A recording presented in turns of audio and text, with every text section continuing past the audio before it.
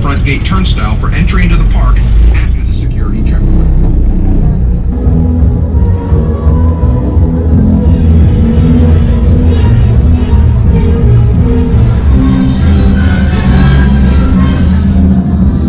Hi my angels, so I'm currently at Universal Studios and I'm on the VIP package. Look how pretty this restroom is.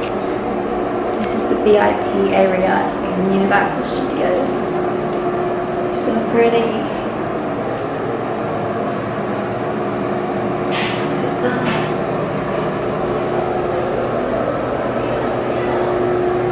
I have my own little dressing table to get ready on.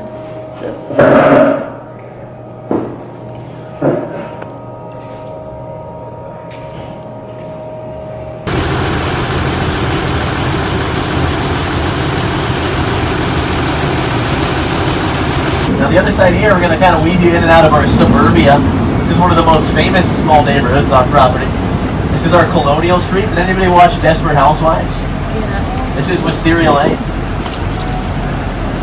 If there is one thing everyone in suburbia can appreciate, it's a good neighbor. Now the houses have been repainted for new projects. The goal at Universal is keep reusing the sets over and over. So you saw this in Desperate Housewives recently. You may have seen it in Why Him? James Franco landed a helicopter on the right. In Super Troopers 2, Fred Savage tries to rescue a cat out of a tree. Every commercial in the country shot here last year. Just 2017 alone, they were here for Geico, Toys R Us, rest in peace, Taco Bell, Lipton's Iced Tea, Mercedes, Audi, Honda. Even a Universal Studios commercial. They had a family leave that blue house, they got in their car, and they drove to Universal Hollywood. I was yelling out on the TV, I'm like, wow, you're here. South House on the Hill is getting used for a new show by Michael Schur called Abby's. Same guy who created Parks and Recreation and Brooklyn Nine-Nine. This is the only sitcom on other side of this street. Same area back here got used on Buffy the Vampire Slayer or Hush. Really cool episode. It was used for The Burbs with Tom Hanks. But as we pull forward on the right, this greenhouse, it was Lynette's on Desperate Housewives. Look in the middle where there should be a kitchen. There's a giant tree growing up top. That's California oak. You're not allowed to cut those down. They had to build a house around that tree. So you can't film inside because there's nothing inside. On Desperate Housewives, when the characters would go in, they would only open their door a little bit. The inside was a sound stage from that front lot we saw. A couple of historical TV houses here as well on the right. That's the original Munsters home. 1313 Mockingbird Lane back in the 60s. This beige house was used for a Jimmy Stewart film in 1960 called Harvey. We had an imaginary rabbit friend. He's actually over there right now. Hey, Harvey. And the last house is the sorority from Animal House. It's a short-lived TV series. They had a show called Delta House. It only lasted 5 episodes. They used that house. From 1955, 85, even 2015. Now it does look a little bit different than you remember. We had to build sets around the original columns.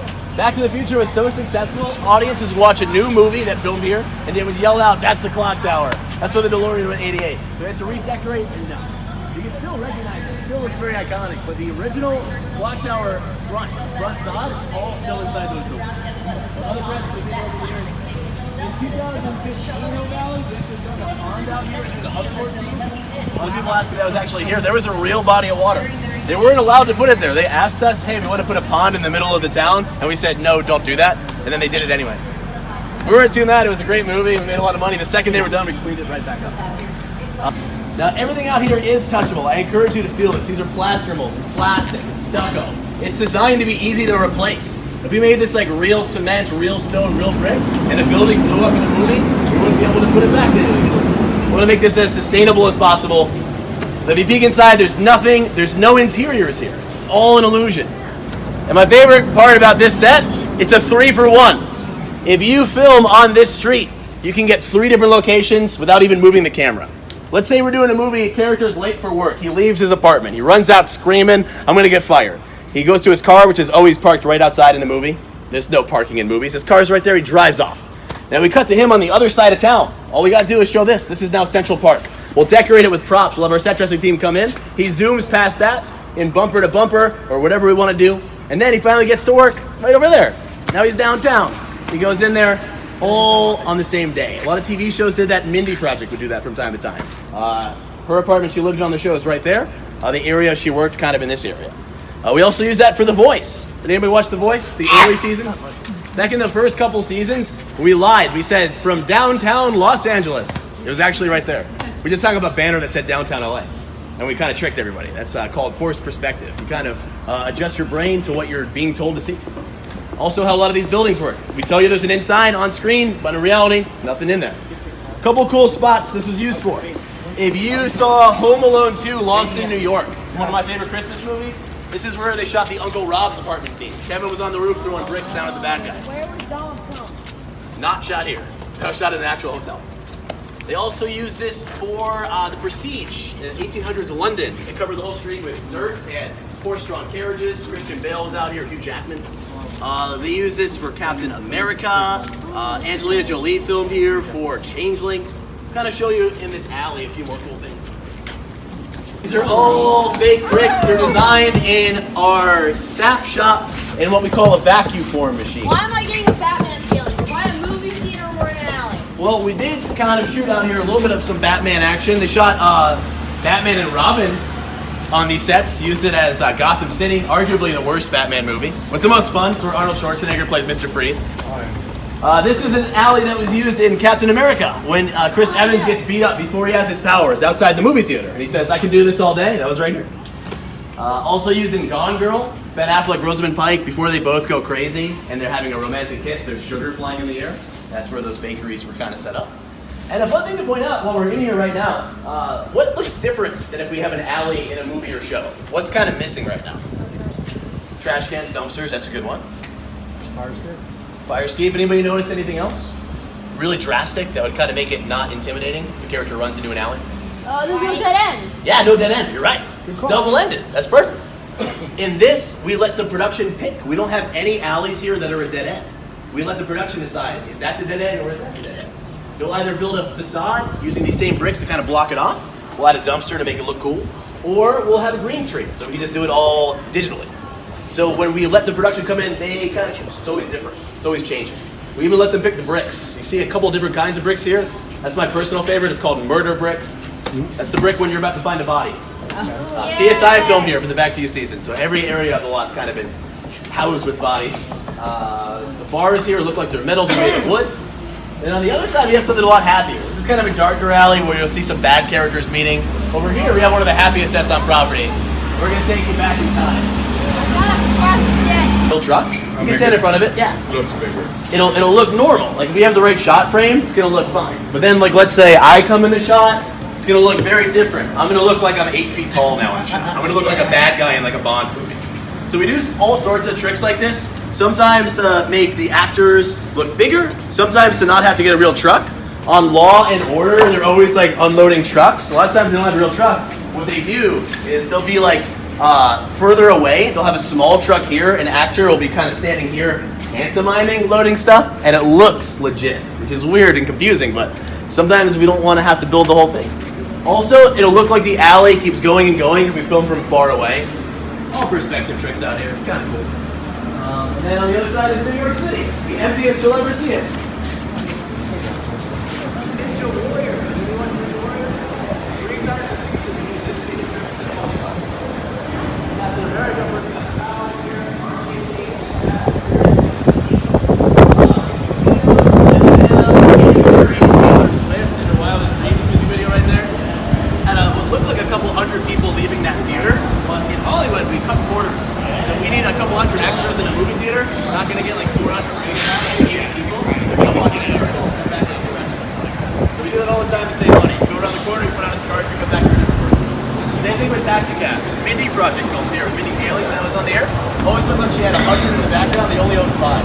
Every episode, the same 5 drivers got in the cab and drove in circles and they ran out of gas. They got gas and came back.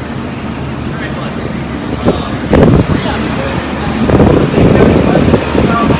I just want to ask about when we went to Universal Studios, and they were made to look like a fairly generic European city. So you could dress it up with different signage, different languages, and then you would think you're in a whole different country, but you're just still out here on the back lot. Currently, though, it is decorated as The Good Place, starring Ted Danson and Kristen Bell, so welcome to the afterlife. This is what we call a hot set. So So a hot set means that they could come out here and start filming later on this afternoon. Everything is in place aside from the camera equipment and some of the lighting, all right? They have dressed the sets. Dressing a set means they put props and set decoration items in place.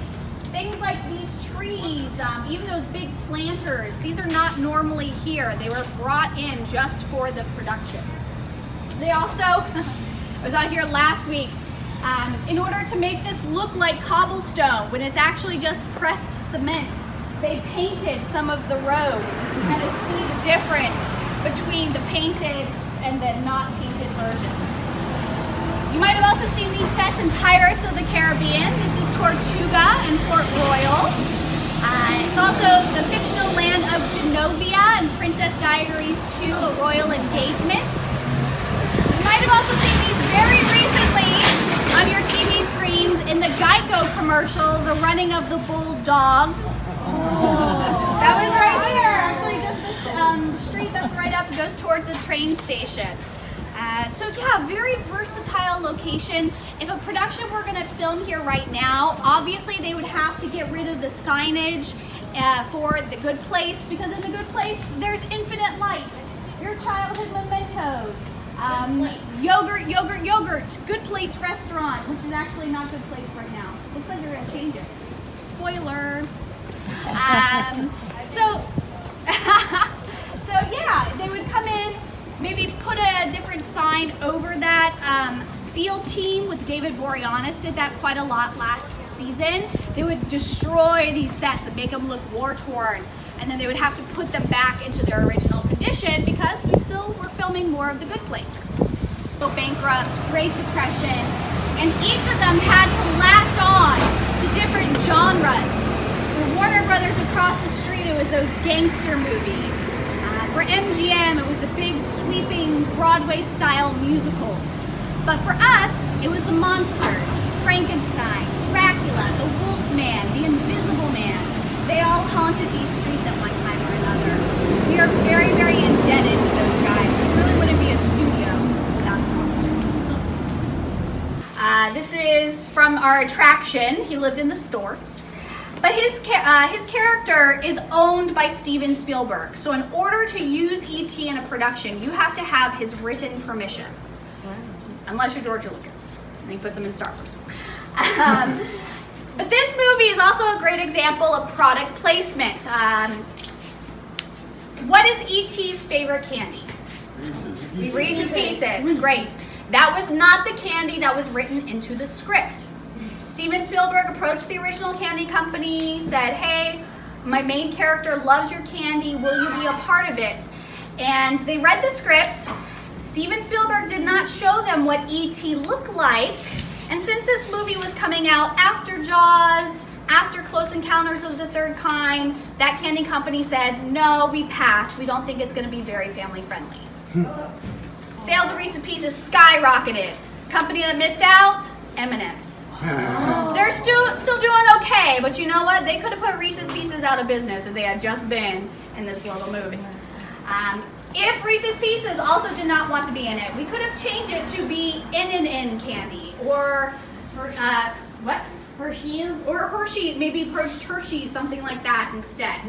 But for that company, sales skyrocketed. And that's happening a lot more in TV shows and special streaming, made-for-streaming films, because you don't watch commercials a bunch like you used to on a regular cable network.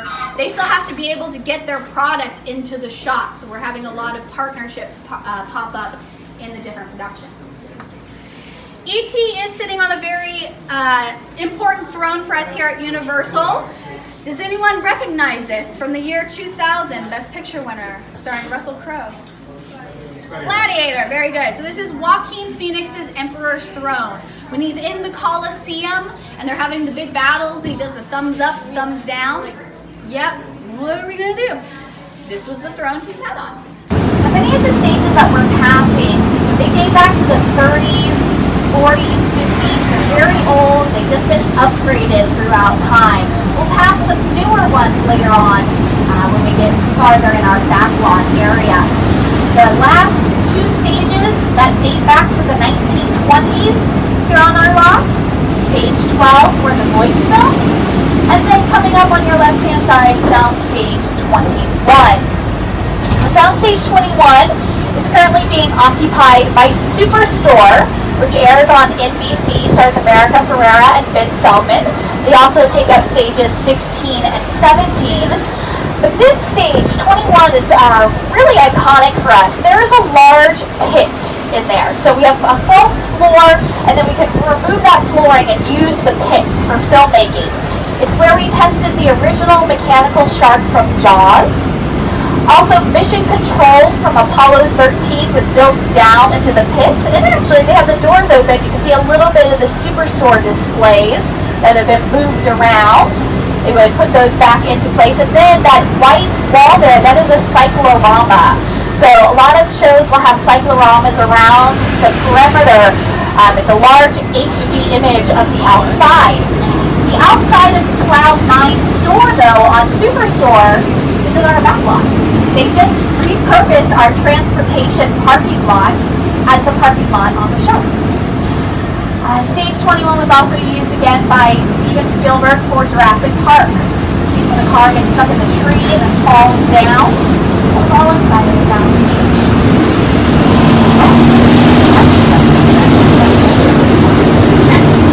Alright, stages 41 and 42 very soon are going to be occupied by Good Girls. There's on NBC. I'm very excited for this show to come here to our studio lot. They built their first season on location. Now they're moving over. They brought all of their sets over here. To the right-hand side is our Bud Westmore building. This is where we have our scene shop, sign shop, metal shop, wood shop, lighting and grip department. A lot of the pre-production elements are housed over here in this building. And then also pre-production and maybe post-production over in our bungalows. These bungalows used to be dressing rooms for some of Hollywood's big stars like Rock Hudson and Doris Day, even Lucille Ball. But now they are offices for some writers, producers, directors. Bob Zemeckis' office is over here. He directed Back to the Future and Forrest Gump. Illumination Entertainment, the creators of the Despicable Me franchise, they have a bungalow as well.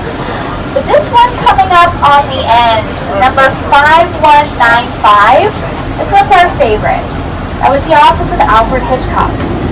He moved over here right around the time he was finishing up the filming of Psycho, and then he filmed his TV series Alfred Hitchcock Presents on the lot. It's now home to the De Laurentiis Company. They produced the TV series Hannibal. And over here in Soundstage 22, Will and Grace is back! Very excited. Their second season of the new episodes. I was lucky enough to attend a taping of Will and Grace last season. I was there for 6 hours. It is a half-an-hour comedy. Alright? But it takes so much work just to be able to get that half-an-hour of footage. It was all completely worth it to me, though, because I heard myself on the laugh track. I had a very clear that got into one of the shots. Oh, a little bit of the doorway open there. Soundstage 23. Oh, sorry. We're going to move on into our Metro Sets area here, but we'll be coming back. We're going to pass through New York streets. Welcome to New York on your Los Angeles vacation. Didn't know you were going there, huh? New York Street has been used in some huge productions: Captain America, The First Avenger, Transformers, The Amazing Spider-Man, SWAT with Shamar Moore on CBS was out here last week. They had it all destroyed and there were bricks everywhere. Just brought it to the day. Alright, like I said, we'll be coming back to that area. So right now, let's focus on a different kind of stumble. A real one with Peter Jackson.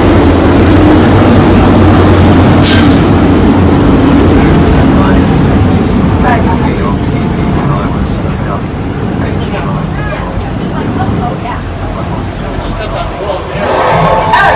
I like films that just take you away from your can't believe he does it. I mean, you're on board the ship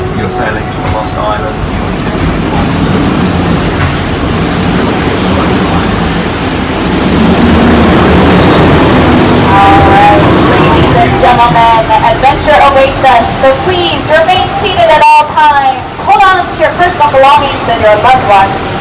And welcome back to Skull Island.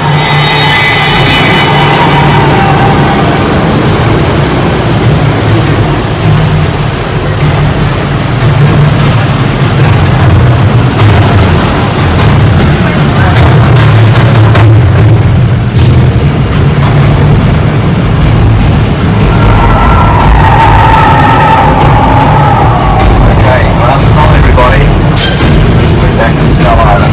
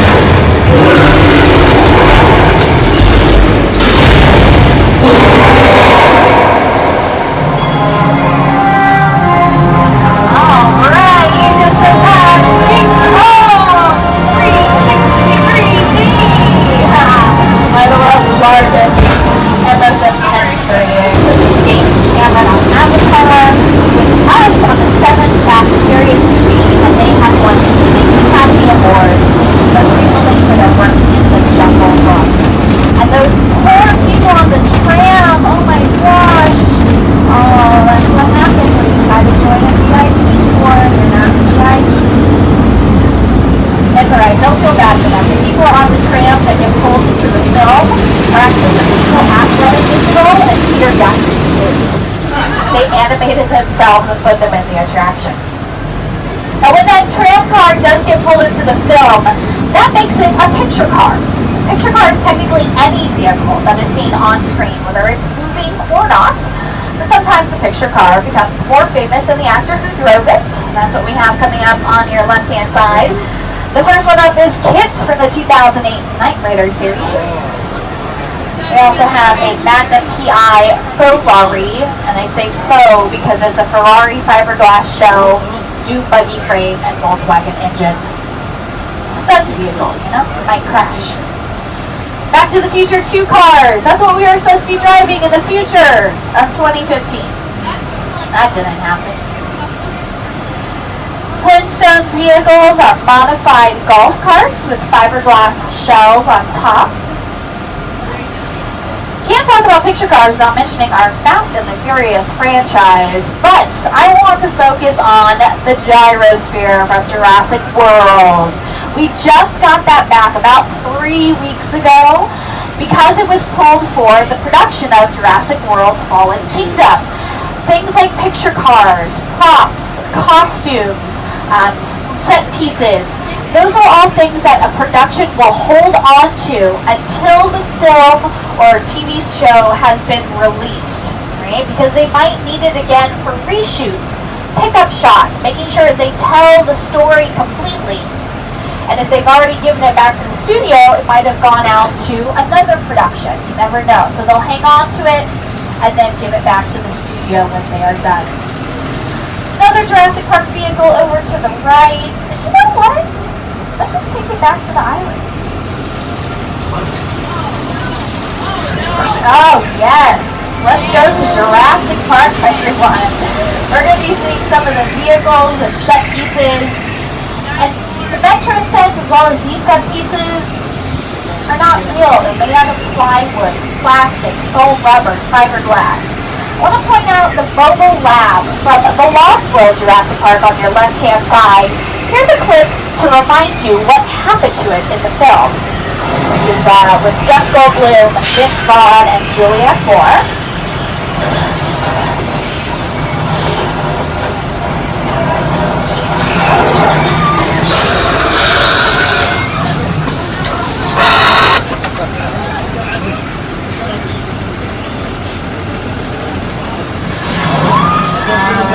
Pause right here. Sorry guys, those are the Dilophosaurus that were not passing Fallen Kingdom. The hashtag's better. But I do want to focus on your screens right here. So there's Julianne Moore. She's dangling from the Bobo Lab. It's been pushed off a cliff in Costa Rica. So super scary looking. But this cliff is actually a parking garage on our front lot that we passed about 10-15 minutes ago. It was right next to Soundstage 21. The art department for the Lost World just dressed up the side of the parking garage to look like a cliff and then hung the Bobo Lab off the top. No part of our studio lot goes untouched by filmmaking. The City Walk area that you walked through earlier today, that has been Las Vegas on episodes of CSI. There's a scene in Neighbors with Zac Efron and Seth Rogen when they're outside of the Abercrombie & Fitch. She's shaking her head. She knows exactly which one I'm talking about. Where they're being Abercrombie & Fitch models. That was a wonderful day for the ladies in the office. So really anywhere can turn into a set. And what really helps to sell that scene is something as simple as the weather. The weather can really influence the mood and the tone of a production. So let's give you a special effects weather demonstration here in Old Mexico. So Old Mexico has been used as Peru in Indiana Jones and the Kingdom of the Crystal Skull. So Steven Spielberg has filmed out here along with Harrison Ford. It's also in 2 different episodes from 2 different seasons of Criminal Minds Beyond Borders with Gary Sinise. And now it's raining. All right. Rain in a production is very easy to create. Sprinklers. Water goes up, comes back down. No need for movie magic. And we would also have the lightning flashes during filming, but we would not have that, the thunder sound. Only about 10% of what you hear in a production is recorded on set. That's usually just the actors talking. Everything else comes in after. Footsteps, glasses clinking, the sound of rushing water from a flash flood.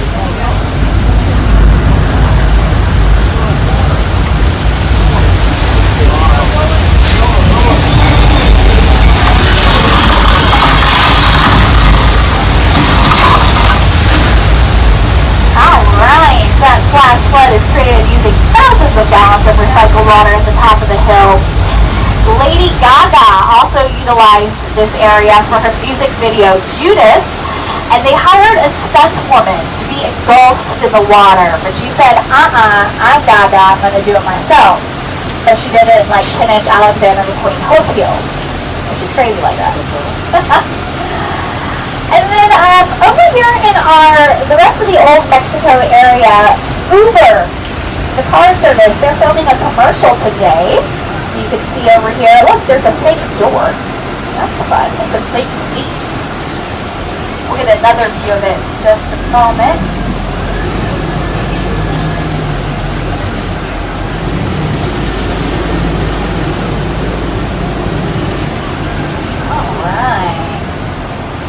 They have dressed those sets over there. That's what it looks like a lot. You just have plants and planters.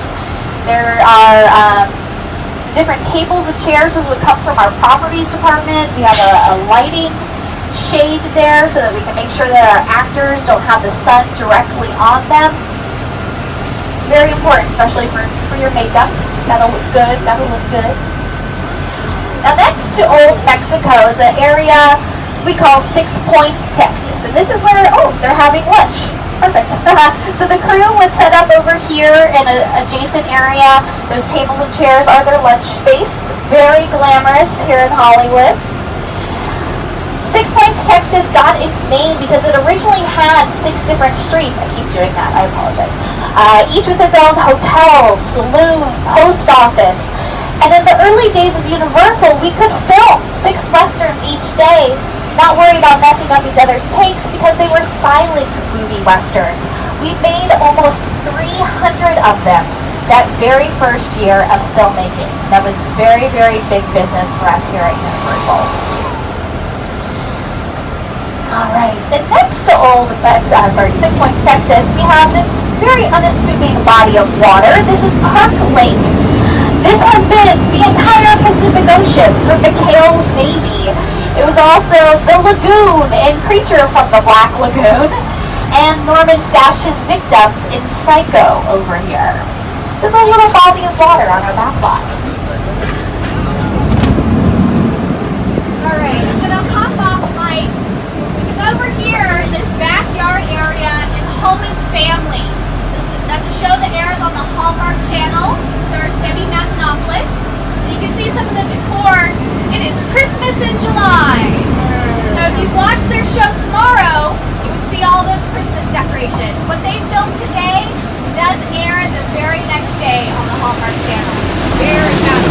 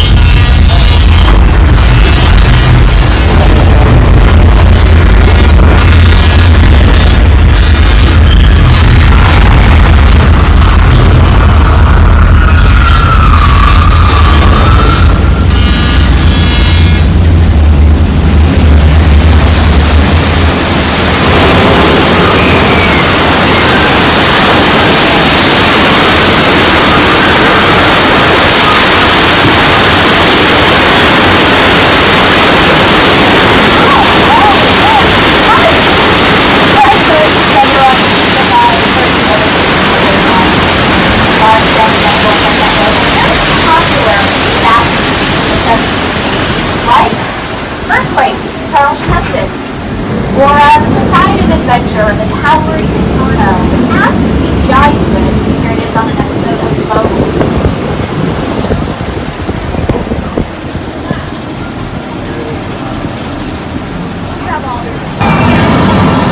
When it all comes together. And at this point in the tour, you're probably thinking, wow, they use so much water out here. Where does all the water go? Don't worry, all the water gets recycled. It goes right into bottles and ends up in the VIP ice chest. Enjoy. So we've been through some disasters, so I figured we gotta do something a little relaxing, take the edge off. We're taking you to the beaches of Amity Island. You're on vacation after all. Do something a little more light.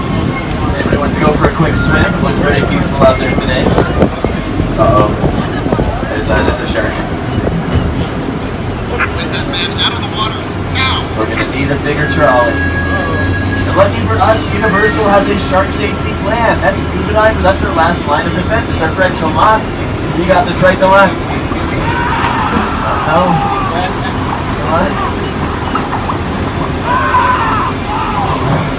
Well, Tomas. I don't want that to happen to you, so we're gonna hide by the safest spot I know. Open gas cans next to high voltage signs. So keep your eyes on that yellow buoy. If the shark takes the buoy, we're safe. There's bait in there, he's taking it. Now he's taking the dog. Oh no. Oh no.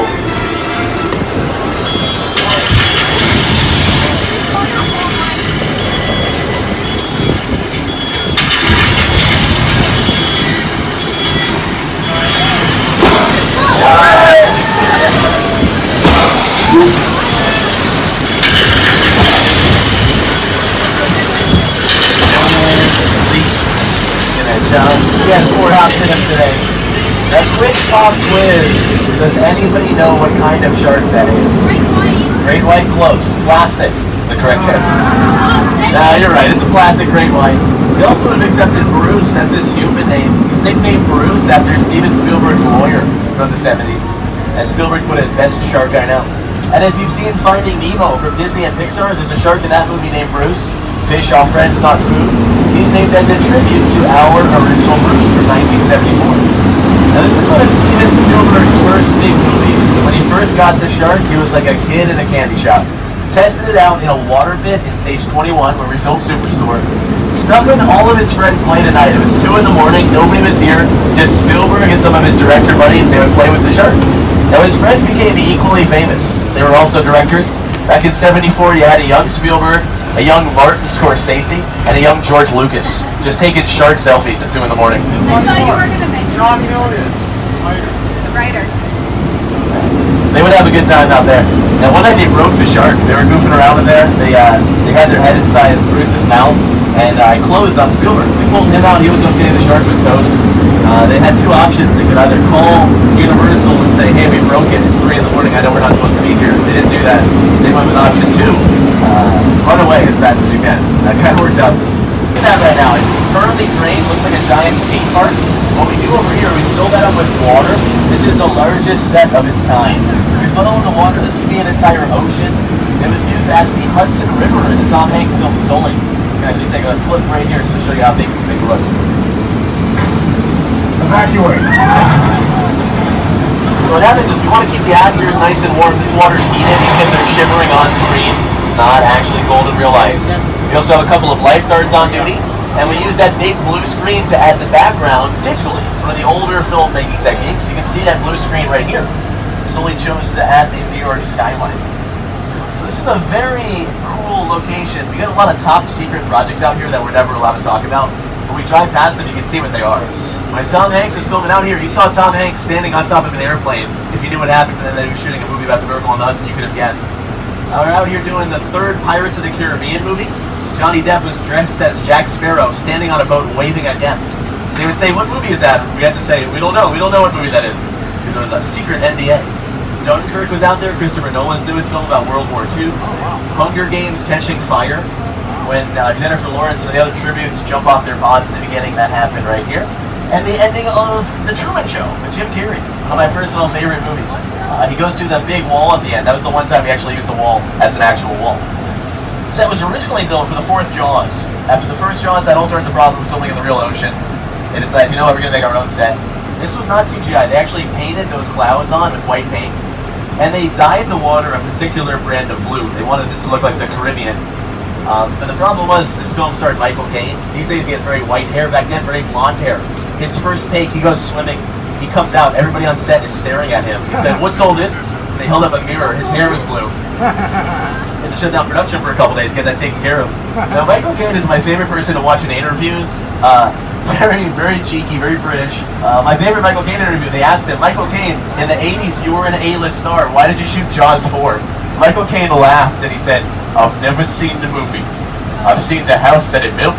It's fantastic." That was his answer. A few other quick examples. You got Jurassic Park 3. Sometimes you don't even need to have water at all, and the Hulk was just for explosions. Filled it up with sand, made it into a beach for the show Transparent on Amazon. And it is where Jim Carrey walks on water in Bruce Almighty. We work with him a lot. You're going to see the Grinch sets a little bit later on. My favorite Jim Carrey movie was Man on the Moon. He shot a lot of that here, and he would play pranks on all sorts of people. There's actually a documentary about it now on Netflix called Jim and Andy. Universal said, "We're going to sue so nobody ever sees that documentary. We don't want Jim Carrey to look like a bad guy." He got very method in the movie. But now it's available, and you can check it out. The movie came out so long ago. Let's not worry about that in a moment. For now, looks like, hang on, we're getting a little more info about why we're going inside this garage we're not supposed to go into. Hey. I'll tell you who I am, boy. I'm the reason bad guys use a nightlight. I'm the reason the boogeyman begs his mama to look under his bed. And I'm the reason you just lost control of this whole operation. My name is Special Agent Luke Hobbs of the U.S. Diplomatic Security Service. And as of 16.9 seconds ago, I'm the man in charge. The hell you are. Let me clue you in on 2 things, sweet cheeks. One, there's a high-value witness from the Federal Protection Program aboard your vehicle. And two, an international crime syndicate led by Owen Shaw honing in on this vehicle to take that witness out. Shaw's as ruthless as they come. He'll stop at nothing to eliminate his target. Every living soul on this vehicle is in serious danger. Other than that, enjoy the ride. This is not your jurisdiction. It is now, Stink Pickle. I'm so tired of you stink guys stepping in just whenever you feel like. Mute him. Don't you? That's better. We're moving your vehicle to a safe location until we have the situation under control. Until then, I want everybody to stay calm. Enjoy the ride. Taking care of business. Pops out. Okay, well, it smells like he's cooking up a pretty good plan. I'd explain why we are inside Sullivan's Truck Repair. Now, this is a known street racer hangout, so everybody act cool, be on your best behavior. This is where some of the fastest drivers in LA come to lay low. But also pretty well known for throwing the craziest parties in town. At least that's what I hear. I don't normally get invited, but I have seen the Facebook photos. It's pretty lit. Actually, sounds like I might still be partying from last night. Let's see what we got cooking. Second round.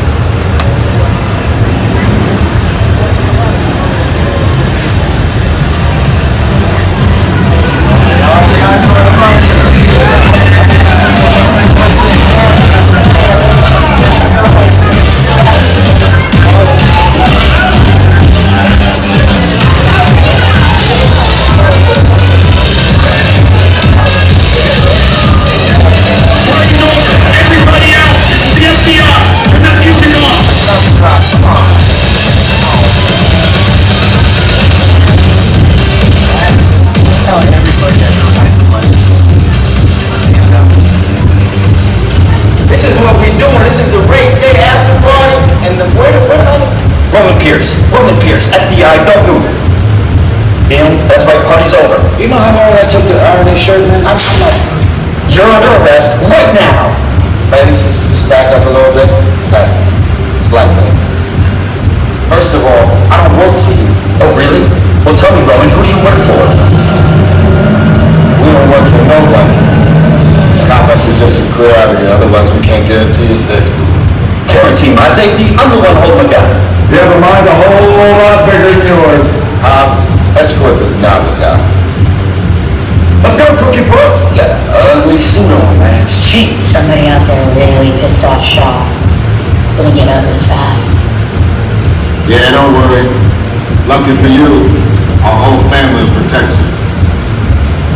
Are you kidding me, Roman? You didn't shut off your phone, bro? I gotta call you back. I'm in another zone. See what I'm talking about? Call you back.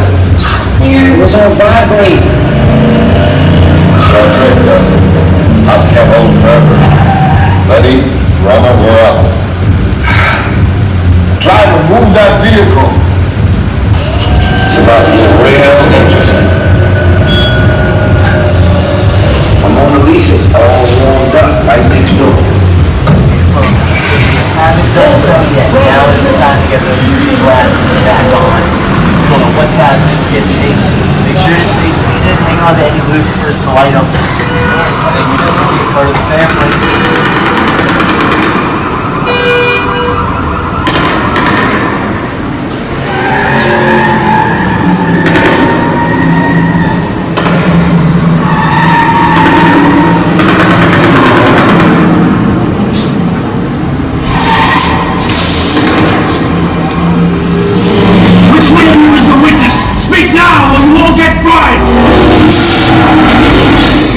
This is our turn.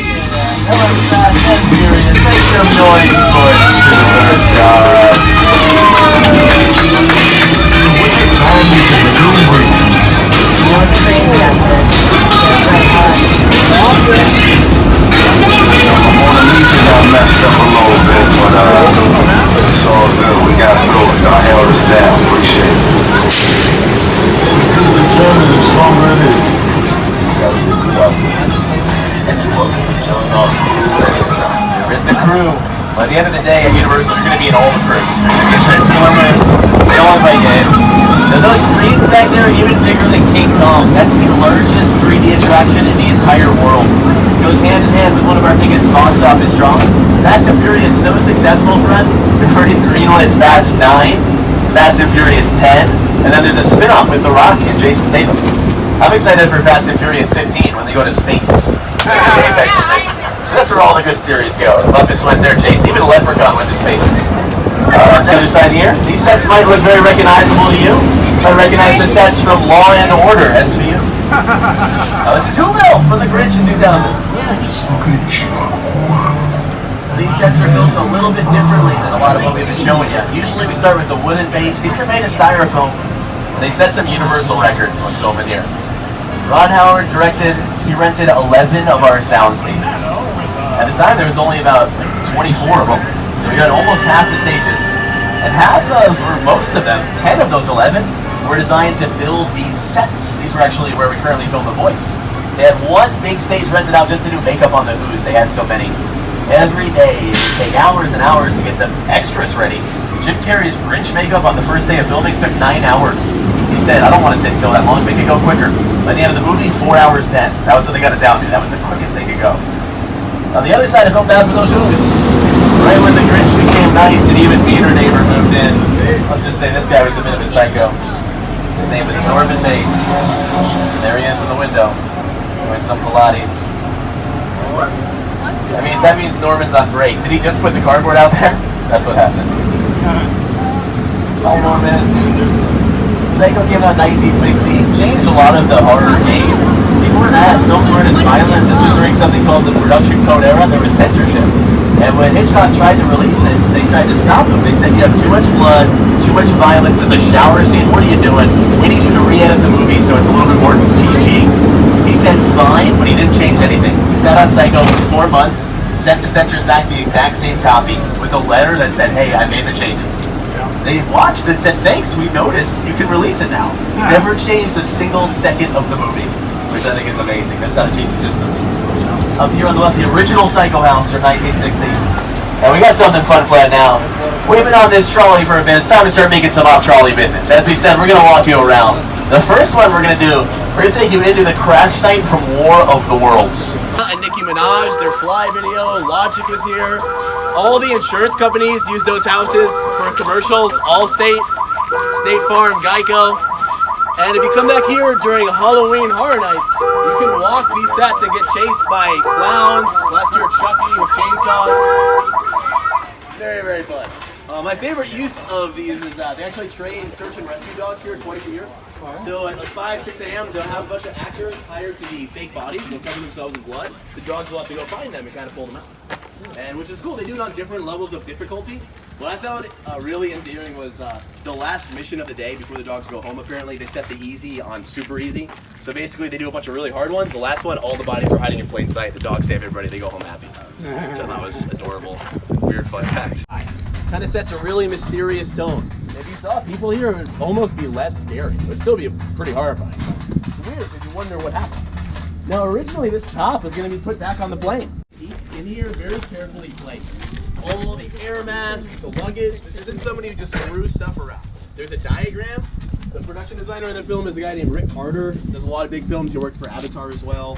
Works with James Cameron and Steven Spielberg quite a bit. Opposite of something called product placement. Usually companies want their names and their logos in the background. It helps sell things. Not for this. You guys are the ones that crash. Yeah, maybe if there was like only one car or one airplane in town that worked and it was a Boeing, that would be good advertising, but this is bad. So they made it look like the plane landed here, but in reality that was to kind of block that out. Sometimes movies will go there. If you saw the film Say Anything, they go to an airplane graveyard. Same one this plane was in. This plane got purchased for only $60,000. Cost $240,000 just to ship it. That's kind of where the big costs were. Setting all this up, very elaborate, millions. This is the money shot. Now back here we have real neighbors. Those are real houses. A lot of people think those are movie houses. You can always wave. This is their backyard. They see this every day when they open the door. I'm sorry, backyard. There's a rumor that when they were filming, Spielberg didn't want anybody to see this, so he went around door to door and said, hey, we're about to shoot a movie there. You should go on vacation if you're a vacation.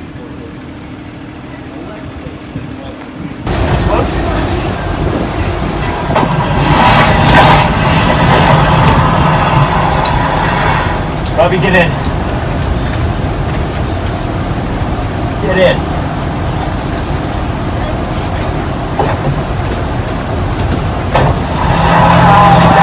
So I'm going to pause it right here. So the street that they're driving on is where you all just walked.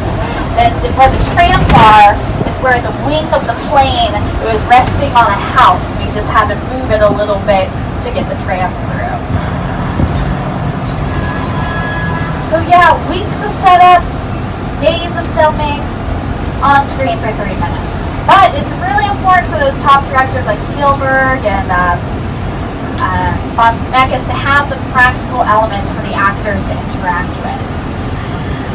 Okay, more to see. We're going to head back down to our backlot area, passing again by Amity Island, but you might also recognize this as Captain Cove from 12 very successful seasons of the TV show Murder, She Wrote, starring Angela Lansbury.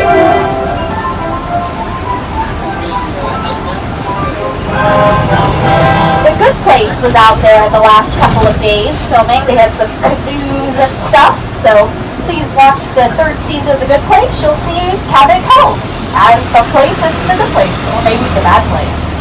Never know. Have to find out. Okay.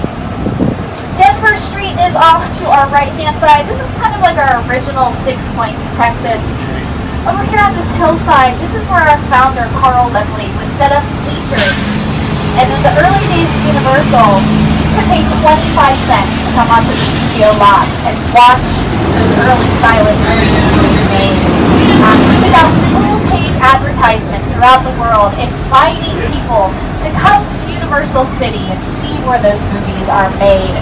An extra 5 cents got you a chicken sandwich boxed lunch, because when he purchased this property in 1914, there was a chicken ranch already here, and Carl Lemley, being the ever intrepid businessman, said, I'm going to leave that business open. In case this movie studio fails, I'm still going to make some money. You could also buy a dozen eggs on the way out. Nobody had an idea. Jack Pierce is the makeup designer. He invented this. And they started doing the sequels because the first one was so successful. They all shot right over here on the left. Now, at the same time he was doing Bride of Frankenstein, he was also managing our staff basketball team. So every time we had a game, he would take the real makeup from the movie. He would paint our center to look just like this. So the other team would show up for layup drills. They would see a 7-foot guy, fully green, bolt sticking out of his neck. And it worked. They got intimidated. We were undefeated in 1935. This was before the NBA, before the European leagues. Back in the 30s, the most competitive basketball league was movie studio versus big company. And we were so good. We got a call from the United States. One day the US gave us a call, the government. They said, hey, Universal, we hear you're really good at basketball. How would you like to go to the Olympics as Team USA? We said, what? That's fair. Okay, we'll do it. First time Team USA ever sent a basketball team. It was all staff members from here. We went to Germany in 36. That was the year Jesse Owens got the gold medal. And you'd think, hey, a bunch of movie employees probably got their butt kicked. We won the gold medal. We got to the championship against Canada. The final score was us 19, Canada 8. That's how basketball used to be. It used to be a very defensive game. Yeah, nobody scored back then. It was a very rough game. The reason our team was so good, we went to UCLA, USC, we found the tallest, most athletic young players. So we said, hey, you look like you're good at basketball. How would you like to work in a movie studio 1 day a week and play basketball 4 days a week? They said, okay. So 1 day a week, they would bring coffee to Boris Karloff. We would play in the Frankenstein one. And 4 days they would practice with us. And it was awesome. We went to the Olympics. We never got invited back. The rest of the country got really good, we got worse. I play on a staff basketball team now, we could never go to the Olympics. We would lose like 100 to 2. It would be awful. Yeah, but I just think that's always random fun facts. These days we'll send like Kobe Bryant, Steph Curry, LeBron. Back in 1936 we sent Dave from accounting. It's him to have the lucky BA. So you can Google that, it'll come up. A lot of people say, Mike, why haven't you guys made a movie about that? It wouldn't be very interesting. The score was 19-8. You want to watch a movie about a bunch of people missing shots? I probably don't. I think they did do a documentary for it. We have a network called the Olympic Channel. I believe at one point there was an hour, our version of the 30 for 30. So now we're weaving back past these metropolitan sets. We're going to do one final off-trolley visit. And it's a big one. We're going to show you all these city streets. In just 20 steps, we can walk you from New York to to side streets to London. We're going to show you a big scope of it right here. We are going to get started over on a street you might recognize from a lot of movies. I'll play one clip for you real fast. This is the first street we're going to kind of park at. This is Jim Carrey and Bruce Almighty. Like that. Outside good. Like that. Outside good.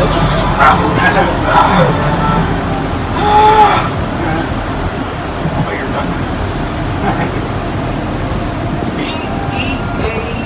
Look at us. That's it.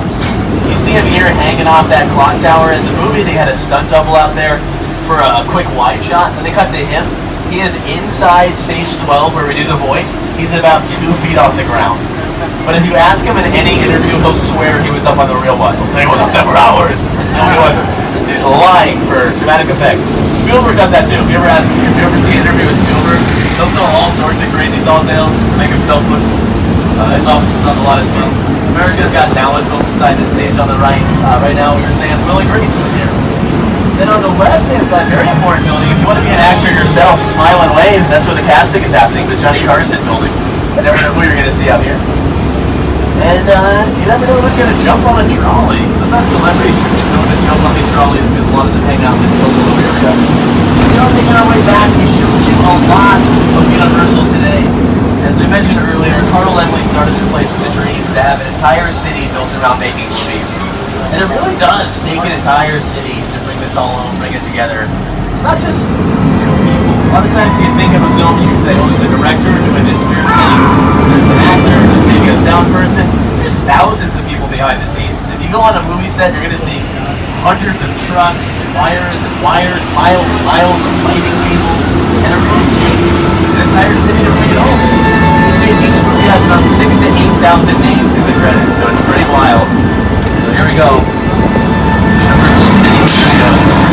Now it's about 105 years. So here's to another 105 years, and at least 10 more Fast and Furious films.